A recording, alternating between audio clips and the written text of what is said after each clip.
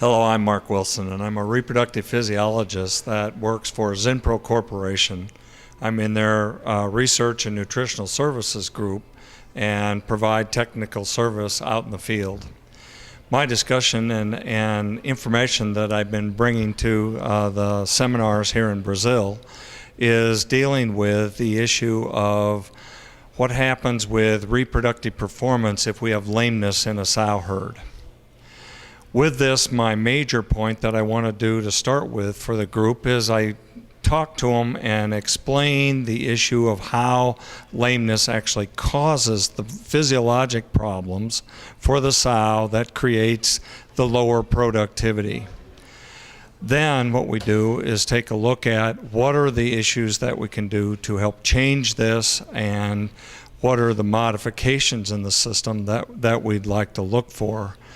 What I did is showed a trial that was recently done at the Midwest Animal Science meetings where it demonstrates that we are trying to show that we can actually change the longevity of the sow performance in the herd and change the reproductive performance of these sows if we mitigate or reduce the problems with lameness.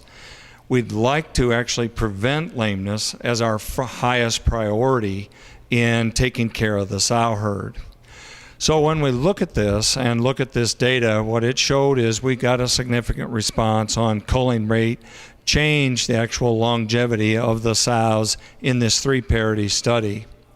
And it was a very large study with about 435 sows per treatment group, and we followed them for 3 complete parities. With this, what we also showed, we got a change in reproductive performance. We moved our farrowing rate and conception rate. We got improvement in our average daily feed intake, which is a result that we see often. One of the impacts that happens with lameness is that the sows tend to eat less and they metabolic shift nutrients more towards the immune system, and they don't have enough nutrients for their actual metabolic process for production, such as lactation and getting ready for the next litter when they are weaned again.